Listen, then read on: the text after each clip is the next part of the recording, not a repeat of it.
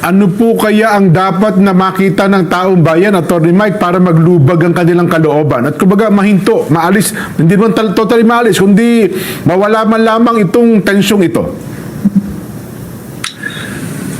Somebody has to go. Somebody has to resign. Kailangan ma-restore ang katinuan sa ating pamahalaan. Wala na tayong nakikita kasi na direksyon ang ating gobyerno. Kaya ang tao ay nagrereklamo. Itong ginagawa nila kay Senator Marcoleta, I call this pushing the envelope a little further. Alam mo yun, yung umubra sila kay Senator Jinggoy, kunyari may kaso, may nag-testify. Umubra sila kay Joel Villanueva. Ngayon kay Senator Marcoleta, iniba nila yung atake. Kahit na walang kaso, sige, gawa na natin ang kaso. That is very dangerous. Because dito makikita mo wala na talagang respeto sa batas. There is no more respect for law or due process. And pag wala na po yan, wala na ring justisya sa ating bayan. And that is the most dangerous thing that will happen to a country. Matitiis po natin ang gutom, matitiis natin ang uhaw, pero yung kawalan ng katarungan, ito ang nagiging trigger ng isang revolusyon sa isang bansa. Kaya as much as possible, we're trying to prevent it. I laud, I applaud the INC for doing this. Sinasamahan ko yung ating mga kababayan na gusto ng isang mapayapa na pagkilos na kagaya nito.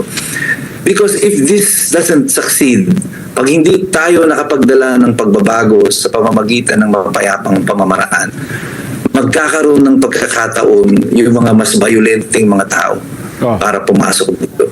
Ito ang gusto ng mga komunista yung mga kaliwa, magkagulo-gulo tayo, kaya hinahati-hati nila tayo. This is consistent with the principles ng Marxism. They call this the dialectics of materialism, na ang pagbabago daw nagaganap lang sa pamamagitan ng isang conflict. Kung walang kaguluhan, walang pagbabago. And that explains to you bakit ang pagnanais ng mga makakaliwaan na ito ay magkaroon ng kaguluhan sa lipunan. Kasi sa tingin nila, pag nagkaroon ng kaguluhan, doon sila makakapasok to introduce the change. Tayo ang talo doon. Yun na nga po. Ang malungkot din, magaling din sila magpanggap na mukhang makabayan, Atty. Mike. Tama po, kasi bahagi na yan ang training nila Lukuhin yung mga mamamayan.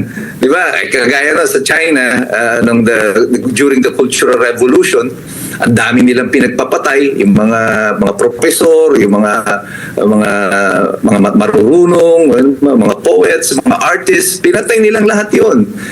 Under the guise of nationalism. At ginawa yun ng mga tao, ng mga kabataan, para they called it a cultural revolution. Actually, it's a purging. Ganito ang sistema nila, tinatago nila sa mga mabulaklak na salita ng pakikibaka at kung ano-ano. Pero totoo niyan, they're trying to purge itong lipunan ng mga tao, ng mga may kapangyarihan upang iluklok naman ng mga sarili nila na sila naman ang mamumuno sa atin. So, ang extreme left and extreme right, wala pong pagkakaiba yan. Yung tyranny of the extreme right is also the tyranny of the extreme left. Pareho lang po yan. Nag-iba lang ng kulay pero pareho sila ng disenyo. Pang-aabuso sa mamamayan ang resulta po nito.